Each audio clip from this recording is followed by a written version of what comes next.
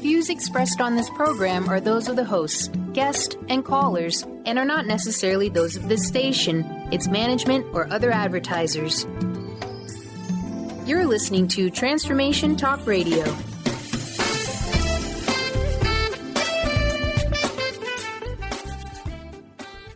Welcome to the Vibrant Powerful Mom Show. I'm your host, Debbie Pokornik, and today is Vibrant Replay Day. This means we're pulling a show out of the vault and giving it another moment in the sun to spread its message. Now, of course, all of my shows are posted as podcasts, so they're always available for you to listen to, and they never actually sit in a vault collecting dust. But that doesn't mean that you've had the chance to go back and listen to them all. And even if you have, there is always a new gem or two just waiting for you to hear whenever you are ready. Enjoy the show. Moms, are you ready to become enlightened, empowered, and stress-free? Well, get ready because you are about to tune into Vibrant, Powerful Moms, helping everyday women create an extraordinary life with Debbie Pokornik. Each week, Debbie discusses topics to help you become self-aware, inspired, and on track to create the life you crave. It's time to stop settling and start thriving. And it all begins now on Transformation Talk Radio.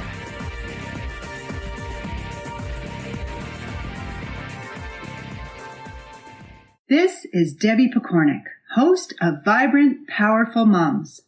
Today, we're going to talk about your reaction to things that happen in your life and what you can do to create less stress and keep an open mind.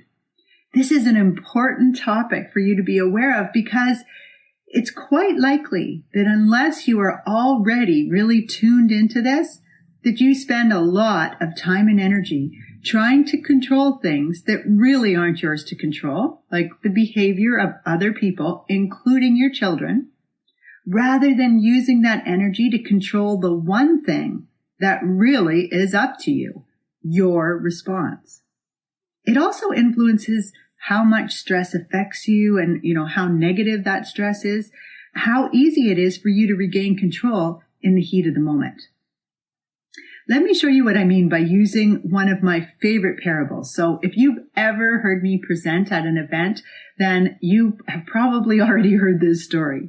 It's about a Chinese farmer and his son who lived a long time ago. They were very, very poor. The only thing they had, which basically kept them alive, was a stallion that they would breed with the neighbors' mares in exchange for food, clothing, and so on.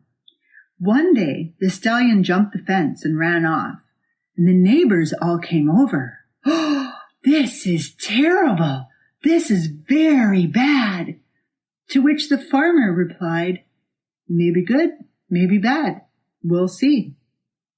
Well, the farmer and son went about their lives, and a few weeks later, they heard this neigh, and they turned to see their stallion coming running towards them with a whole herd of wild mares coming with it.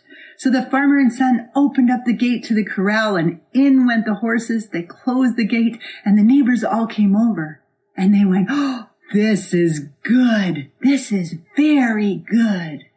To which the farmer replied, "Maybe good, maybe bad. We'll see."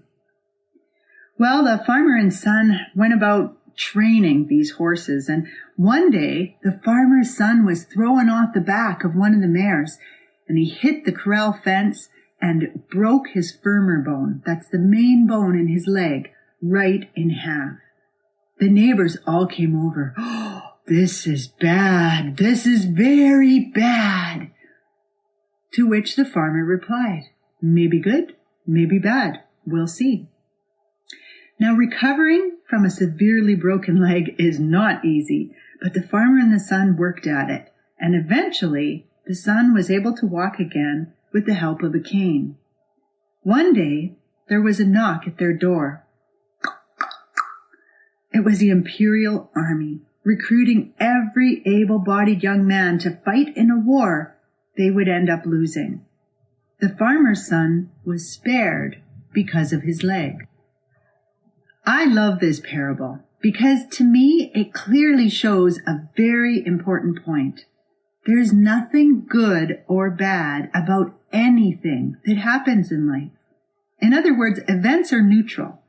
We give them meaning, and with that label, decide how we feel about them. This is a huge deal because it means that we have far more control over our thoughts, feelings, and behaviors than we might normally believe.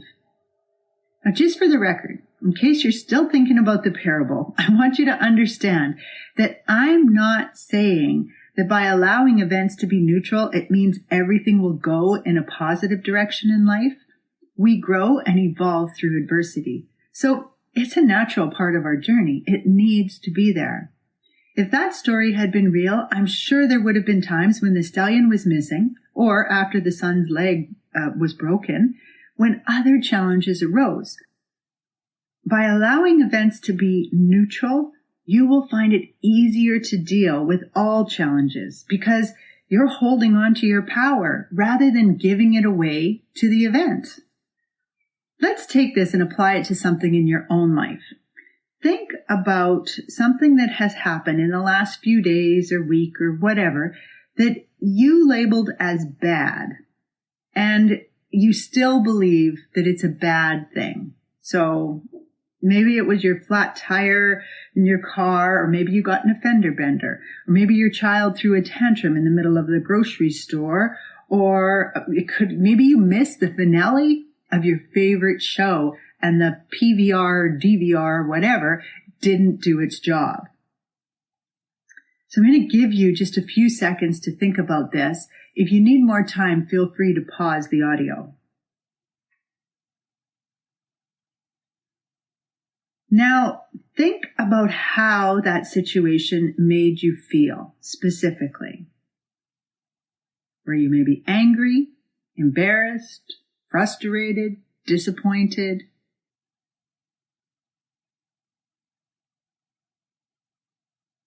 Now try to take it a step further and think about the thoughts that came up as a result of those feelings. You might have even said some of them out loud. Maybe you started swearing. Maybe you exclaimed something like, "Oh, this sucks," or "No way, this can't be happening," this kind of thing. Or you might have just thought something in your head, but notice the thoughts that came up. What other feelings arose as a result of these thoughts? Did your frustration, embarrassment, or disappointment turn into anger? Or maybe your anger into rage? Notice or remember how your feelings actually escalated once you decided that this was a bad thing. The point of this exercise is to show you that it's your thoughts, which are based on what you believe about the event, that are making it worse. If, for example, you felt the initial disappointment when you realized that you had missed your show or the PVR hadn't worked, but you took a deep breath and reminded yourself, in the big scheme of things, this is no big deal, then you probably didn't escalate into anger. And as a result, you'll find it much easier to accept. Either way, you missed your show. The event doesn't change. It's just how you feel that changes. In later podcasts, we're going to talk about how your feelings might be misleading you, as well as how all these things influence your vibrational energy, which in turn affects what you're attracting into your experience. But for now, I just want you to understand that the event itself is always neutral. So how do you put this into practice? How do you use this in your life? Here are 3 tips to help you with this skill if you don't already do so. The first one is to put on your detective's hat. If you recall back in the intro podcast, I mentioned that my youngest boy is a trans boy. There are many people out there who want to label this realization as good or bad. When my son told me about it, which was only a few weeks ago, I felt fear in the pit of my stomach. For many, this fear would naturally lead to a label of bad, which could have brought me to tears. It could have caused me to rant and rave at my son. And it could have created a feeling of embarrassment about sharing this with other people. Rather than allow this to happen, I put on my detective's hat. I took a deep breath and I asked myself what the fear was about. In other words, I became curious about what I was feeling. I realized instantly that I feared for the life of struggle my child could be choosing. This raised a feeling of compassion, and with it, a strong surge of unconditional love. I realized that my son was very brave to tell me, and that he didn't take this announcement and the decision to transition lightly. He'd already given it a lot of thought and decided his life would be filled with struggle either way. By embracing his desire to realign his body, he could at least find happiness in his own skin rather than constantly struggling to be someone he was not. The result? I still have to work at it to see him as my son, but at no point did I escalate my emotions into feelings of anger, hurt, or betrayal. Curiosity is a wonderful way to neutralize strong emotions and to see things from a more objective standpoint. So get curious rather than defensive and see where it takes you. The second thing you can try is to shift your perspective. Now, this tip is similar to the first in that it really is about seeing things in a different way. In this case, however, I'm talking about flipping a situation on its head so that you can find the good in it. Let me use the wisdom of a coin to help illustrate. We all know that a coin has two sides, and even though the tail side might be facing up, the head side is still always there. What this means is that in any situation involving opposites, the reverse chance always must be present as well. So when you flip the coin and heads comes up, you know that tails is right there on the other side. This means that when a situation feels bad, good is also present. Now the flip side's also true. When a situation feels good, bad is also nearby. If we use this knowledge to seek out what the good is, and we don't have to seek out the bad, it tends to show itself quite easily, then we can start to become aware of the positives in any situation. Let me give you some other words to show you what I mean. On the flip side of negative is positive. Awful is awesome. Impossible is possible. Undesirable is desirable. And obstacle is opportunity. Now, some people would argue that obstacle is not the opposite of opportunity, but I want you to think about that as when something is an obstacle to us, we see it as a problem. We see it as something that must be removed in order to move forwards. When we see it as an opportunity, we tend to greet it with more of an excitement and enthusiasm. It's something that, yes, we want to move beyond, but it's an opportunity to do something different or more. So can you see how those provide two very opposite feelings? It's our belief about something that limits our ability to see both sides at once.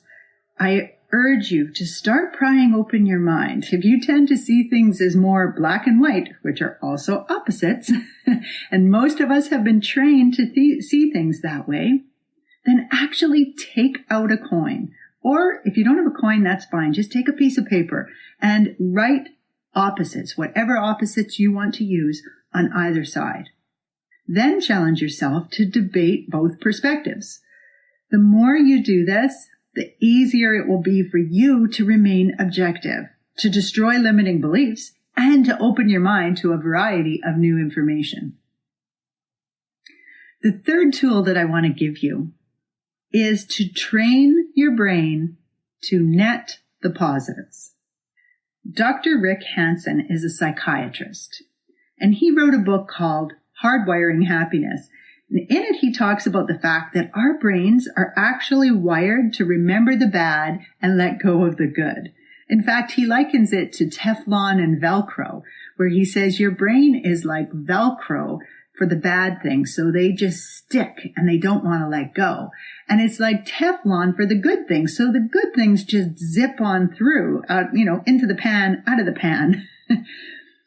It seems that this was necessary back in the beginning when our survival depended on us learning from the bad. And while we have evolved as humans, our brains haven't really changed. At least that part of them hasn't changed much. I was really excited to read about this because prior to picking up his book, I had noticed that people seemed to dwell on bad things that happened and just let the good moments sail on by. Perhaps this was because of my work as a social worker. But as a result, I had created a system I called NET, which is an acronym, N-E-T, to help people recognize the numerous little pleasurable moments that they experience in a day and to net them so that the positive feelings they create stick around longer. I want to teach you this process because the more you focus in on those pleasurable moments, the easier it will be for you to be at the best in your life, which includes being able to reserve judgment and view events as neutral. So how do you do this? Well, it's a very simple process. The N stands for notice. When a pleasurable moment arises in your day, take a moment to really notice it. These moments can be super tiny, so if you don't zero in on them, they will simply flit on by.